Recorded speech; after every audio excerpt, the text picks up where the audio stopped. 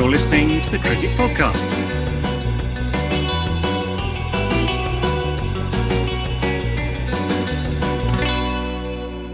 Hello everyone and welcome to the Cricket Podcast, where we have a classic two-part show this week. In part one, we'll be looking forward to the third test between India and England. The series is well set up at 1-1, and I reckon England will fancy their chances under the lights. Then, in part two, we'll be looking back at the IPL auction and passing judgment on who we think the winners and losers were. I'm Jack Hope, and as ever, I'm joined by Max Rowe Brown. How are you doing this Sunday, Max? Hi, Jack. Yeah, very good. Thank you. Good to hear. And Ross Legg, how are you doing, Ross? Marvellous, thank you, mate. Marvellous. In addition to the three of us, we're joined by a special guest for this episode. It's Nakul Pande. Many of our listeners will know him from Guerilla Cricket. How are you doing, Nakul?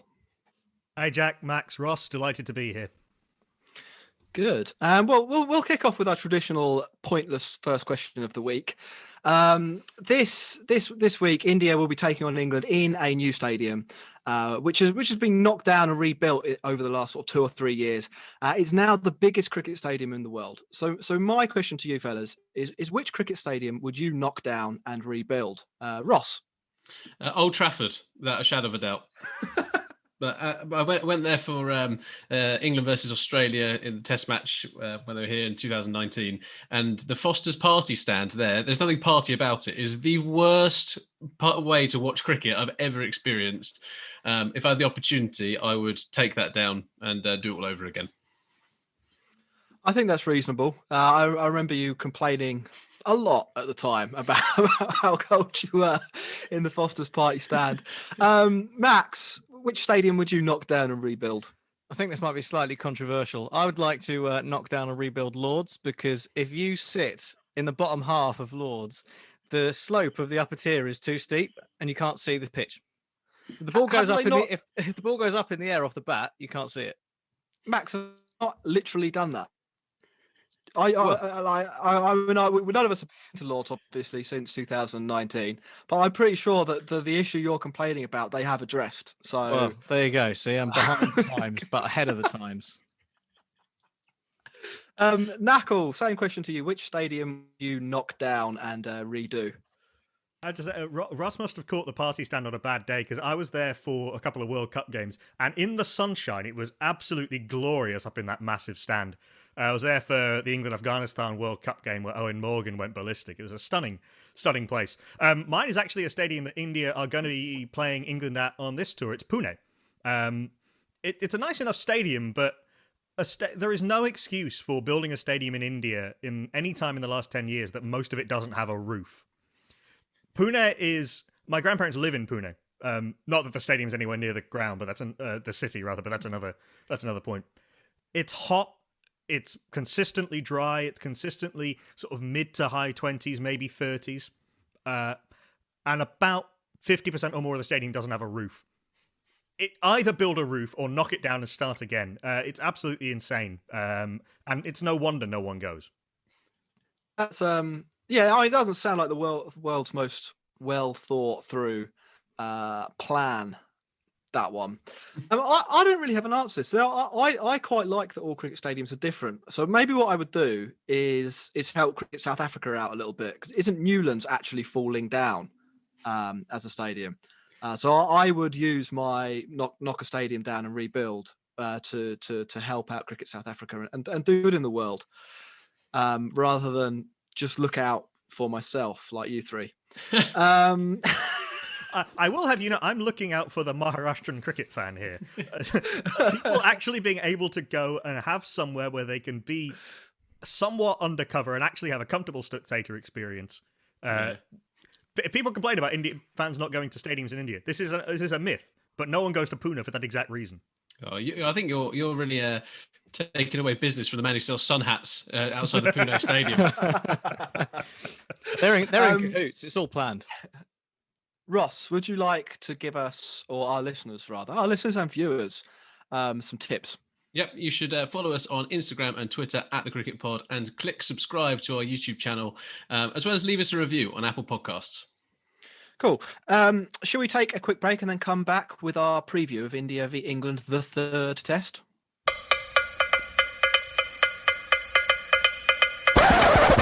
Yes, so we are off to Ahmedabad and the recently redeveloped Sardar Patel Stadium, a monolithic cricketing arena that now houses over 100,000 fans for the third test. It's the world's biggest stadium and will be hosting its first test match, having been rebuilt from the old venue in the 1980s. Unsurprisingly, the available tickets have all sold out and very quickly, so expect a cauldron of noise even from a 50% full stadium.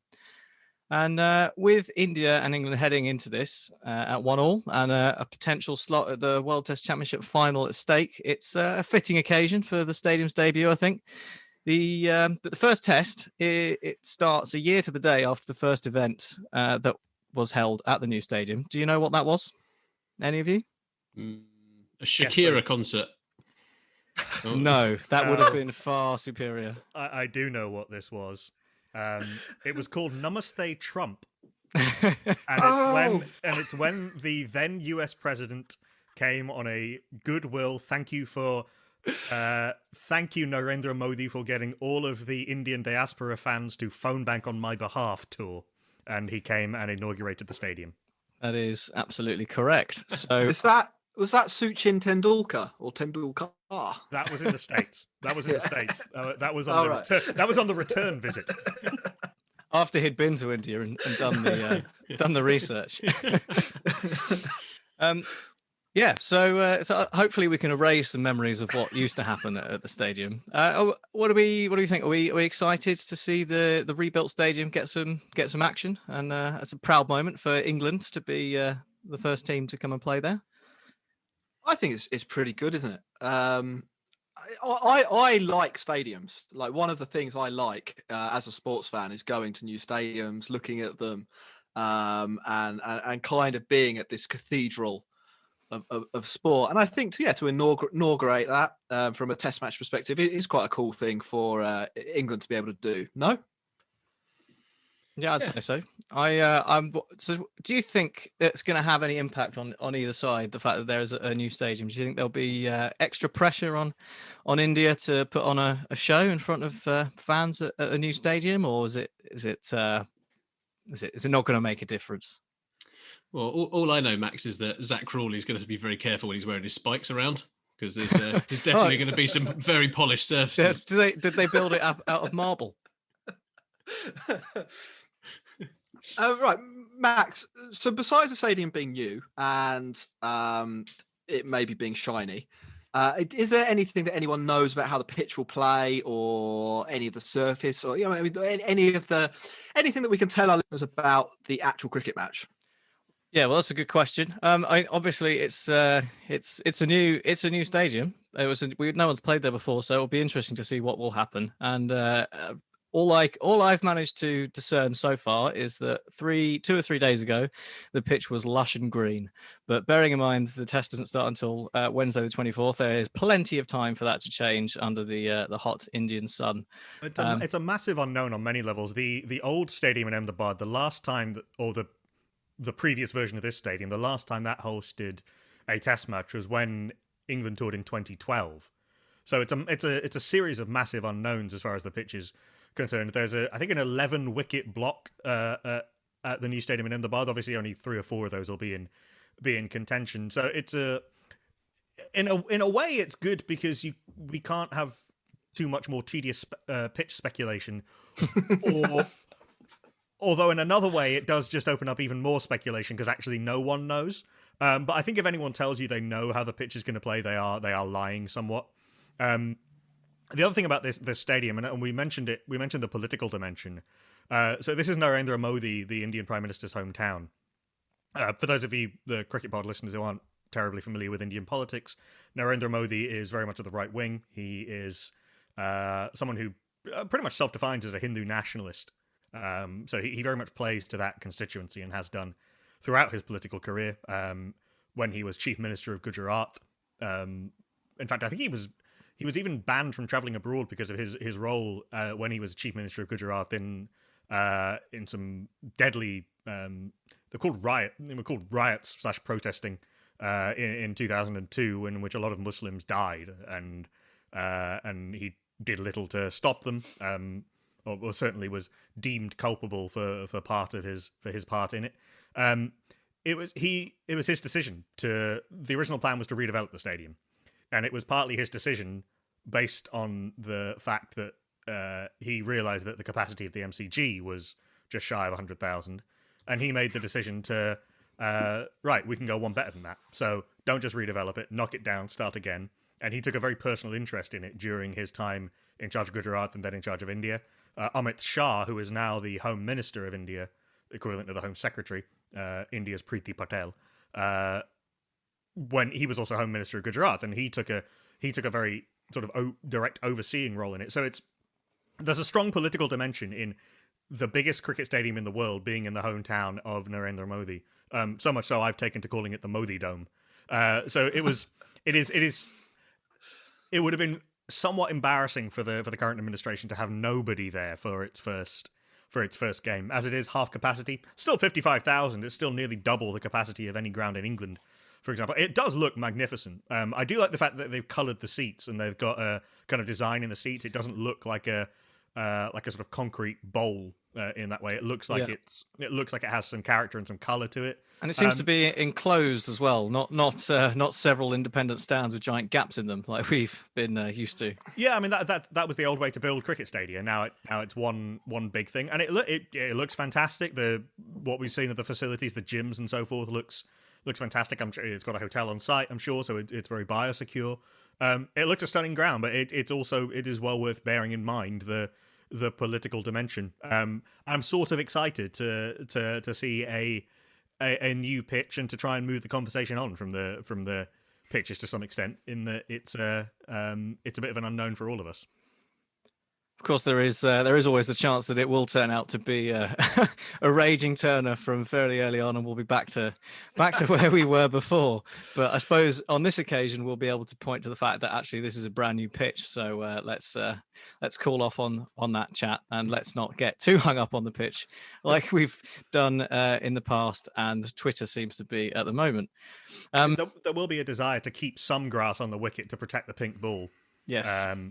The other thing about the pink ball, I know our technical director on Guerilla Cricket, Nigel the Bear Walker, who's been on your show, has talked a few times on our show about the dew being a factor in the day-night game. I do know that it's got a new state-of-the-art drainage system at the new ground in the Sardar Patel in Ahmedabad. So I think partly for that reason, it's not a particularly wet place in terms of rainfall, but certainly the dew hopefully will not be so much of a factor. I'm sure they'll be out roping it as you see in IPL games later in the day, so that will be it'll certainly be interesting to keep an eye on. I would expect a little bit of grass on the wicket, perhaps just to protect that pink ball a little bit, because the issue has been with the pink ball of it going soft later in the day or later in the innings. But we're in kind of exciting unknown territory. I certainly wouldn't expecting it to be a massively overly spin friendly track. I mean, we're hoping for a decent cricket wicket, aren't we? Because I mean, the two pace attacks on both sides is potentially at full strength or close to full strength. Is properly exciting. Yeah, absolutely. Pax, Yes. sorry, I was going to say I heard through the grapevine that you've been looking into day-night cricket in the Test match arena so far. What have you found for us on that? Yes, that is absolutely right, Jack. I don't know where you could possibly have heard that news.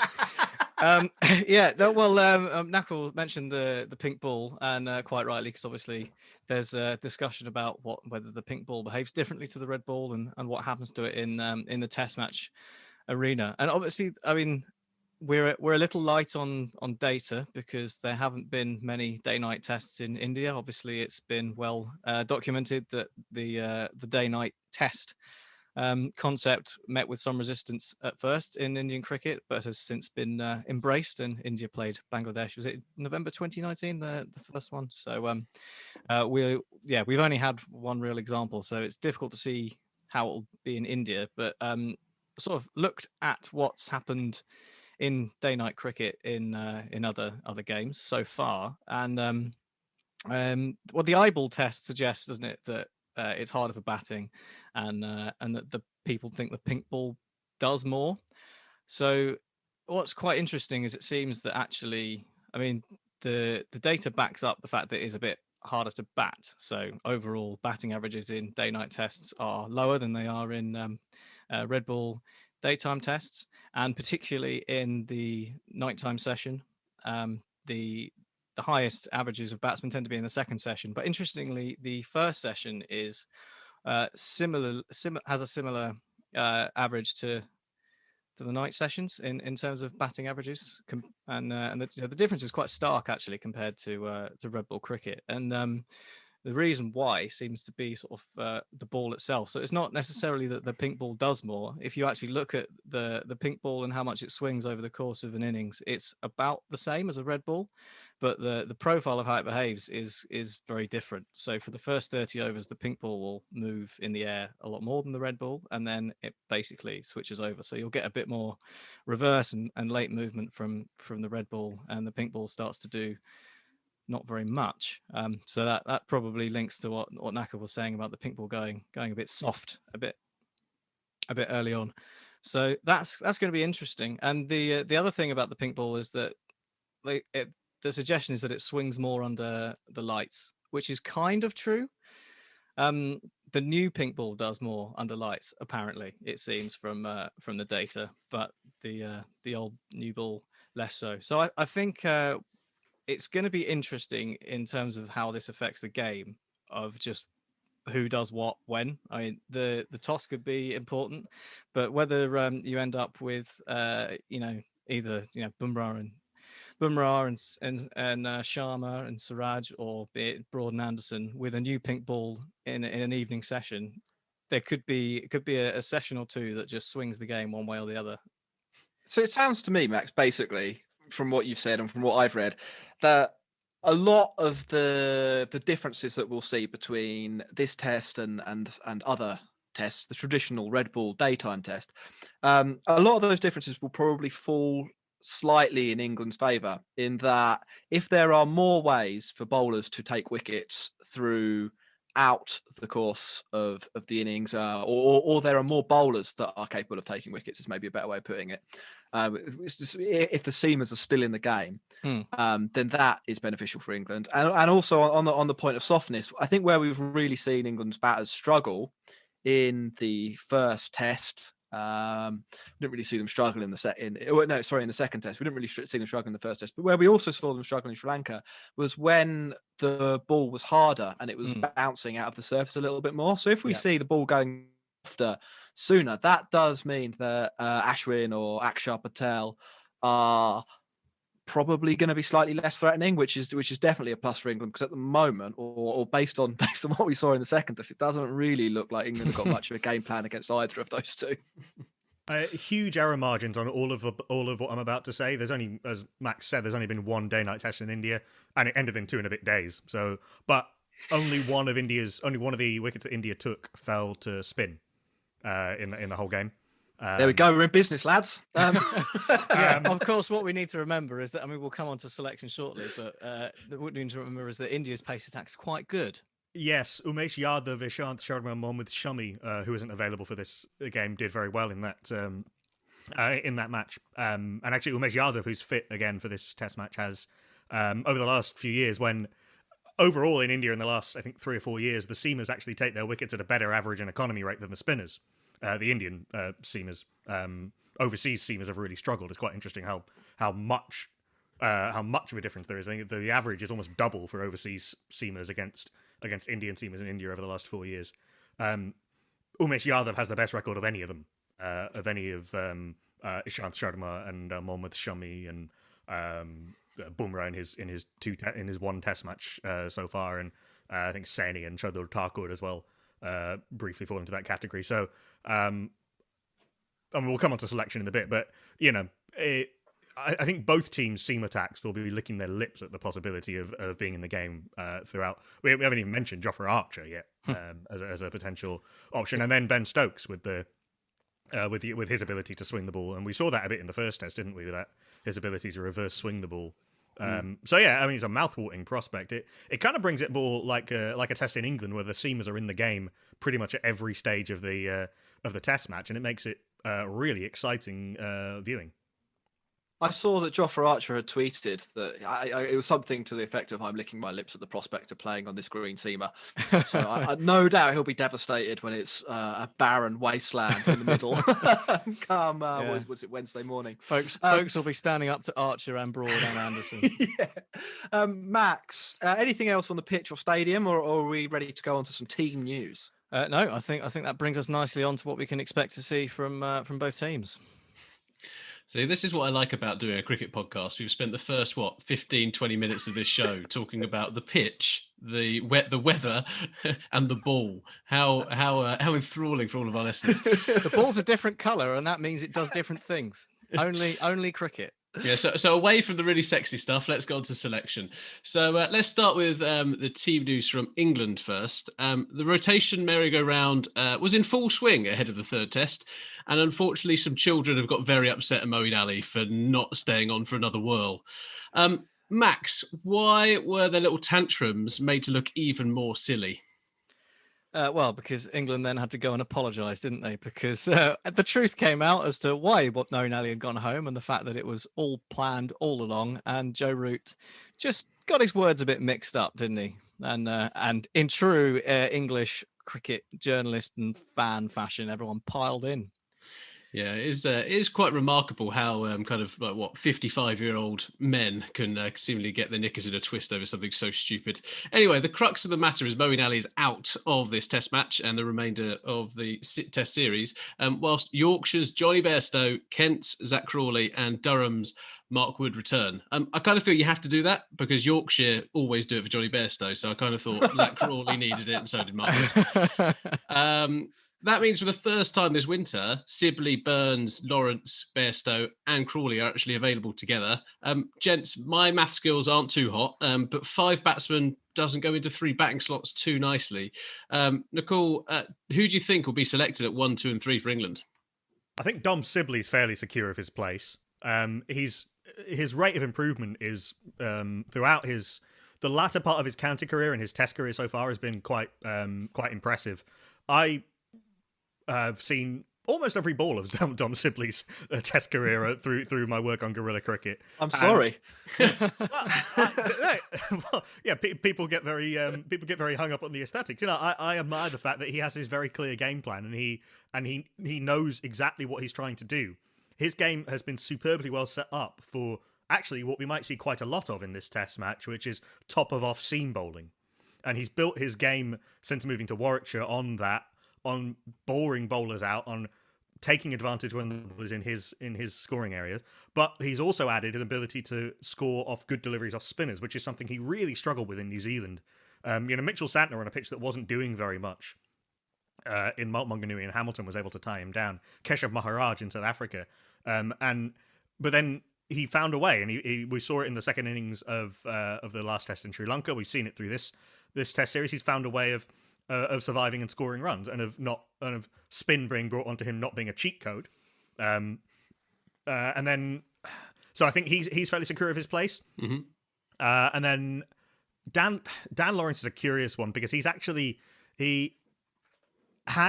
made a second significant score beyond the one he made on debut, he might well be secure of his place in the team with the poor form that Zach Crawley showed before his injury, and with Rory Burns not able to score particularly heavily or look particularly comfortable. Burns, a little bit like Sibley, has one of those techniques that when it goes wrong, people start getting very antsy because there's a lot of moving parts. I kind of hope that England in some ways are brave and stick with Burns, Sibley and Crawley if they think that is the that is their top 3. I suspect, however, that they'll open with Sibley and Crawley and bring in Johnny Bairstow because of his ability to play the spinning ball, because of the runs he scored in Sri Lanka, because Burns and Lawrence haven't made an inarguable case. course, that brings in the issue of Bairstow against the moving ball against the seamers, which is a little bit of an issue. Yeah. So I hope that England do stick with their, have the courage of their convictions. But my suspicion from this far out is that it'll be Sibley, Crawley, and Bairstow. I think that'll be close. I'm actually not 100% sure they'll bring Crawley back. I think you can all. I think Bairstow is the second name on the team sheet after Root. That England love him, and he's gained massively. Everyone knows the cliche of sometimes not being in the side is the best way to improve, or the best way for the perception of a player to improve. Bairstow has been an absolutely colossal beneficiary of that thought process. I don't really know why. He looked all right in Sri Lanka, but it wasn't like he didn't look miles better than anyone else. He just looked sort of vaguely competent, which is kind of what Johnny Bairstow has looked like for his whole Test career. However, there was Emily Rainford-Brent was right. He wrote an article basically just about how Johnny Bairstow would be the answer for England in this test. And I was kind of reading it, being like, I don't personally see that, but if the group think has moved to that position, then I can't see them not picking Johnny. But yeah, beyond that, I think it's a lottery in a way. Burns v Crawley's a toss up. Sibley, you'd think, has probably done enough for all the reasons Nakul said. And Nakul has just sent me a message saying I called her Emily Rainford-Brent. It is Ebony Rainford-Brent. But England selection. Jack, you just like to continue us getting our facts right and names right across the whole 80-odd episodes that we've done. Okay, so if they're going to be that kind of battling it out, there is a thing later on which might impact what that top three looks like anyway. Jack, I think in the middle order, it's pretty settled, right? Root, Stokes, Pope and Folkes are going to be the ones that sit in there. I think that's pretty much certain. But as we sort of said on the last episode, I think you probably have to ask some questions about Pope soon. He hasn't done anything for tests. So, I mean, he benefits massively from looking the best. The way English selection works is not being in the team, good, looking the best, also good. And if you Bairstow's kind of, maybe that's why Bairstow's in such high demand at the moment, because he does kind of look good and he hasn't been in the team. But I don't know. They are going to stick with that team. You're absolutely right, Ross. But should they is another question. Well, who would come in for Pope for you if you were to cast him aside temporarily? Well, so I don't really see what the difference between Lawrence and Pope is, except that Lawrence scored runs at 6 when he batted there in Sri Lanka. Similarly, Bairstow would probably be a better 6 than Pope, and then you can stick with the top 3 that Nakul mentioned, but Sibley, Burns, and Crawley. Because Sibley, Burns, and Crawley seems to be the trio they want over the next year if Burns can do something. So I don't know. I mean, like I would question why Pope is nailed on and some of the others aren't. I mean, he does have a first-class average in the high 50s. We should remember Ollie Pope, and you do need to. What England have been very good at for a number of years now. This is not just in the last few years. Is giving players a fairly long rope and giving players a chance. And I think it would be counterproductive to jettison. Well, Pope now. He hasn't. I'm not saying let's end Pope's Test career. I'm saying that sometimes a player gets stuck in a rut. Maybe that's because of his shoulder injury. I don't know. He's barely played. So I mean, I think resting them or moving them out of the firing line, such as it is, for a big series away against India, where they're probably not going to do anything if they're not in great form, for a player who, we've all decided is the new saviour in Bairstow, might not be the worst thing you can do over the next 2 tests. I take the point on his high first class average as well, but I think what do we really know from first class cricket? It can divide players who are bad at cricket from players who are good at cricket, but it's not necessarily a guarantee that a player will be good the level up, being good in first class cricket. So I'm still yet to be convinced by Pope. I mean, like, play him or don't play him, I don't think it really matters. I think if we're relying on Pope to score the runs, it's probably gone wrong. So, but I'd be maybe more interested in seeing Lawrence for another couple of tests. So this is the crux of the cricket podcast, really. So I'm thoroughly enjoying the bit where we go, oh, we've got a guy who averages 50 in first-class cricket. We'd just be like, is he actually that good? Well, Yes, he is. He is actually that good. So, I mean, Yeah. I'm a Surrey fan, so I would say that, but he isn't for England. Well, he hasn't been so far. He's Well, been, he's about as good as Johnny Bairstow. He's Uh, probably got a higher ceiling than Johnny Bairstow, so keep him around for that reason, maybe. But let's not pretend that Ollie Pope should just definitely be in the team.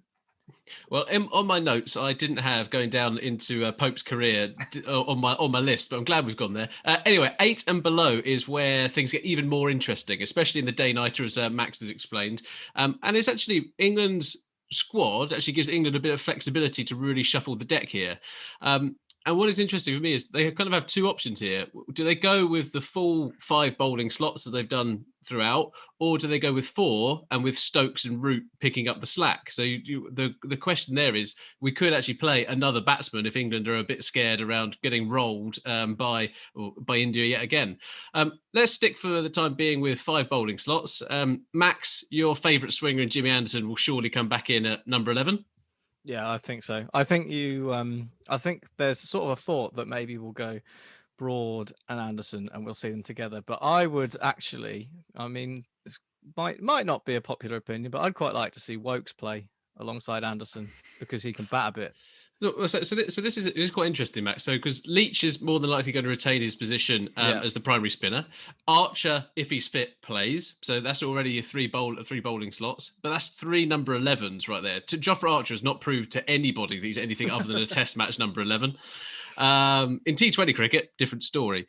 Who takes 8 is then the question, Max. So Chris Wokes is the best of the batsmen, best of the batting bowlers, I suppose. Dom Bess was told that he was dropped, and then Moeen Ali was asked to stay on, so Bess didn't have to play. That's not going to be great for a young spinner's kind of confidence in there. Would you pick Wokes for his batting then, Max, or would you actually go, do you know what, we've got enough batting here down to 7, then we can see either Mark Wood or Ollie Stone or Broad coming in as well? It's a tough one, isn't it? I think ultimately to win a Test match, you need to take 20 wickets, but I can't. I'd like to see us have the option of the extra seamer, and I just can't.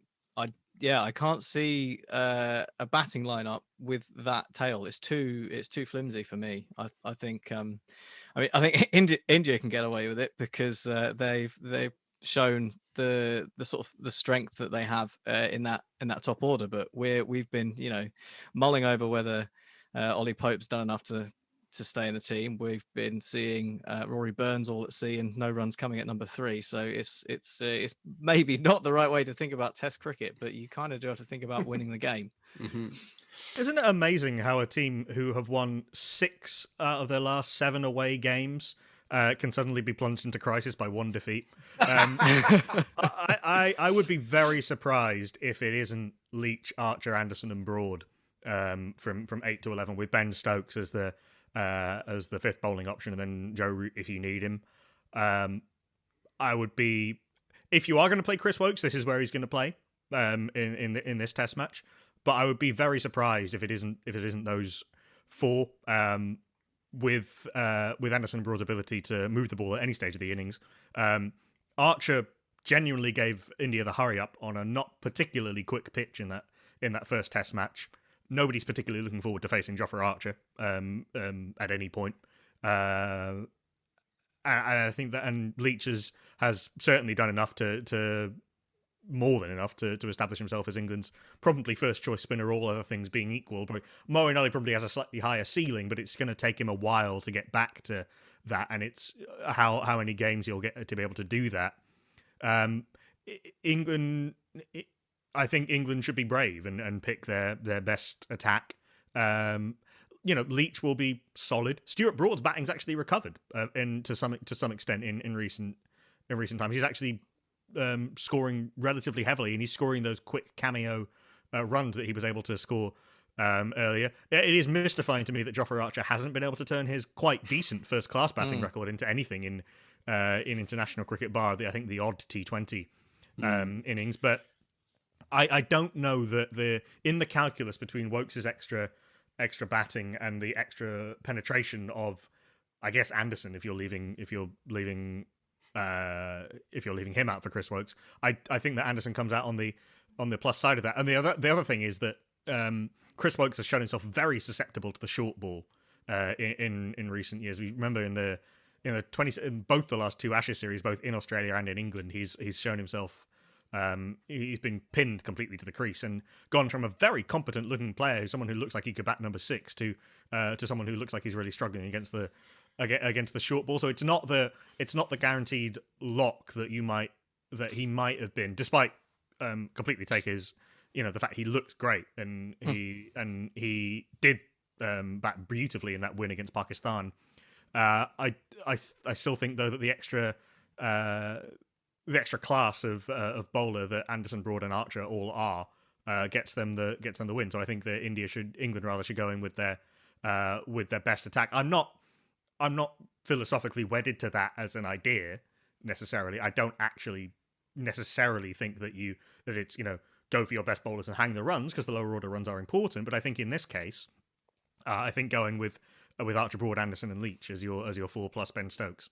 I think you've won me over, Nakul. I said I thought the question might need to be asked, and I think you've answered the question for me very, very well.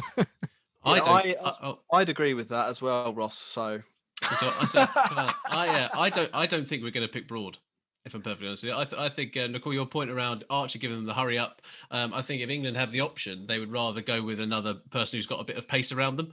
And Ollie Stone proved a perfectly useful bowler. Mark Wood is a reasonable bowler as well. I think under lights, though, I just don't. Yeah. I think the temptation, rightly, I think, is so strong to play both of them. If say the ball does move around, say that it really does go, England will win the Test match with those two bowlers. I don't know if they will win because of the quality of India's seam attack, but it gives them the best chance of doing so for sure.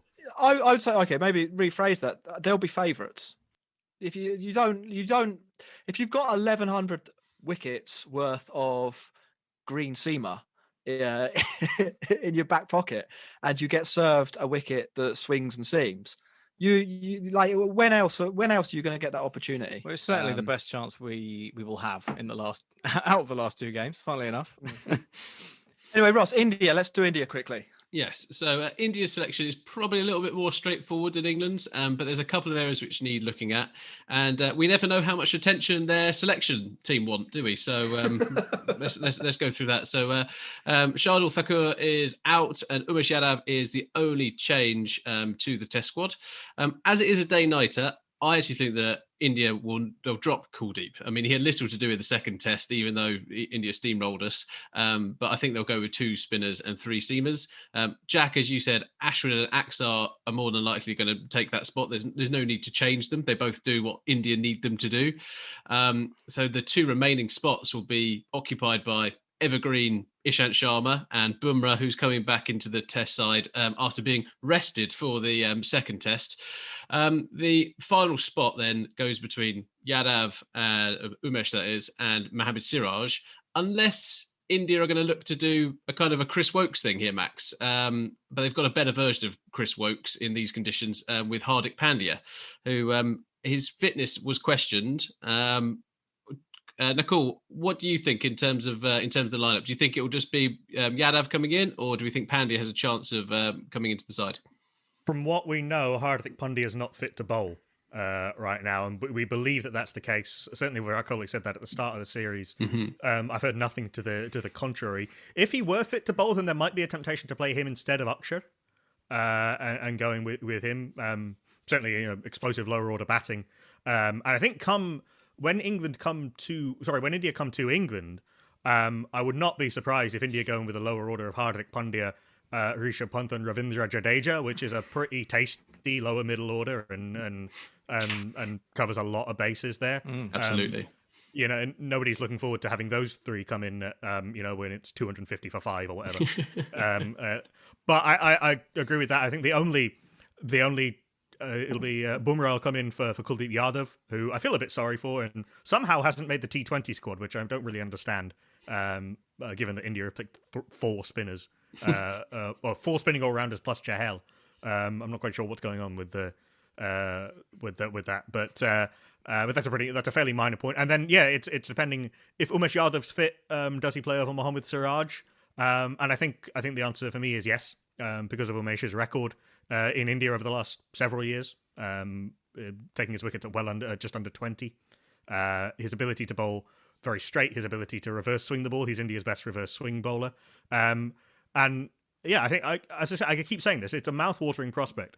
Archer, Broad and Anderson against Bumrah, Ishant and Umesh, with Ashwin and Stokes as the backup option, so to speak. I mean, that's pretty tasty. I don't care who you're supporting, if you're like me, sort of biased in favour of cricket rather than either of the two teams. I mean, that's quality Test cricket right there. That's quality cricket right there on both sides, and I'm really looking forward to this Test match for that reason.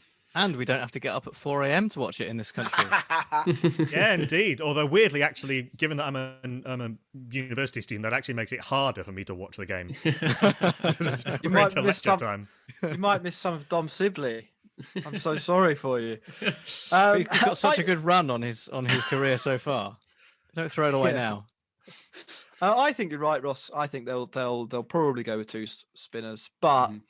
There is the Indian selection carousel, which could throw in a wild card. I mean, nobody thought Shabazz Nadeem was going to come in for the first test, so maybe England will get lucky and they'll play an unfit Hardik. You don't know. Yeah, you don't know. But Hewim scoring 150 on one leg. The Shabazz Nadeem thing was a bit, Akshay got injured in the warm up. I was going into that test thinking it was going to be Ashwin, Washington, and Kuldeep, but it didn't end up being like that. Yeah, India's selection has been a little bit quirky, and there was this long run of Virat Kohli not only not picking the same 11 from one game to the next, but there was I think in his first 20 tests there was a different 11 every single time. I think that has settled down a little bit. Because for once, almost all of the fast bowlers are fit at the same time. I wouldn't necessarily. Yeah, I wouldn't necessarily say England are much better when it comes to selection because we picked Joe Denley for about 3,000 tests in a row.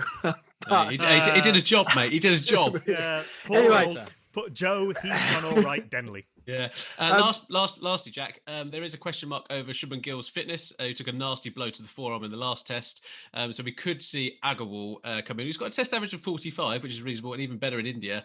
Or even KL Rahul, who has a great record against England, but he is assumed to be fit. So that'd be the only bit. And then Pujara, Kohli, Rahane, Pant, along with Rohit, and we'll make up the rest. Should we make a quick prediction and then move on to the IPL? Absolutely. I'll go first. This is England's cup final. They have to go for it and they have to play to their strengths. Conditions are obviously going to play a big part in the outcome of this, but we have to get a much better performance from the batsmen in this Test match that we did last time. I think if England get benefit with the India selection mishap, then England will win the game. So I'm going to go for England winning. Max, go on. You can go next. So I am predicting an absolute feast of cricket. I think it's going to be a cracking game, and England are going to come close and just lose by about 50 odd runs, I reckon. Nakul. You're on mute, Nakul. Nakul's on mute. It's going to be a wonderful Test match. I'm really looking forward to it. There's 55,000 people under lights. I've made my. We talked about the political dimensions of the stadium and all of that. It cannot be ignored, particularly with what's going on in India right now with the farmers' protest. India are trying their best to pretend it's not happening, but all of those, you can't completely divorce sport from the society in which it exists, and neither should you. But it's going to be an amazing sight to quality teams, to really top quality bowling attacks. But I think India's. The fact that India's bowlers have become so good in Indian conditions, and the fact that I think India's batters look a little bit more confident than England's do right now. And if you're kind of pairing everyone off against each other, the fact that Ashwin is on a pitch that we're not expecting to be massively helpful for the spinners, but we'll probably have a little bit in it. You'll be able to at least get some bounce out of the surface. on a quote unquote true pitch, Ashwin is a long way ahead of Jack Leach. I think it's fair to say. So I think India will win this Test match. But it's going to be a fantastic Test match, and I'm really looking forward to it. Yeah, I would probably sort of give the same answer. I think England will have a chance to win this game. But I think ultimately India just have too many good players in Indian conditions, and whilst the lights will equalise that to some extent, India look really, really good in that second test, and they'd have to fall quite a long way, and England would also have to be at their very best, I think, for there to be a reverse. So Yeah. I'm going to go India. It was the India that we all expected when you predicted the 4-0 drubbing, wasn't it? Let's face Yeah, it. exactly. Yeah. On a pitch that India don't do to pitches like that anymore. They haven't done for a long time. And actually, the last time they produced a pitch that turned that much, they lost in Pune, actually, which I've talked about as not wanting to exist anymore. But India's home record in the last few years has been built on the seamers doing really well and on outplaying the opposition in fairly neutral conditions. And I think we're going to go back to a repeat of that. Right, that's the end of the cricket podcast. We hope you enjoyed it. Ross, do you want to play us out by telling everyone where they can find us?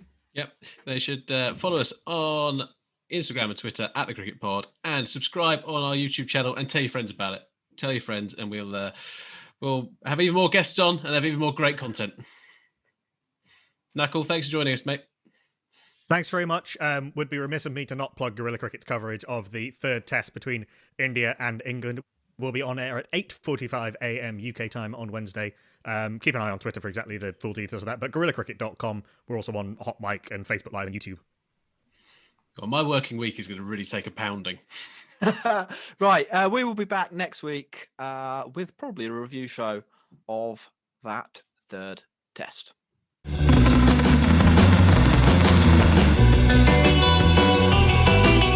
You're listening to the Cricket Podcast. I think it was a disgraceful performance, and I think it should never be permitted to happen again. That is very good.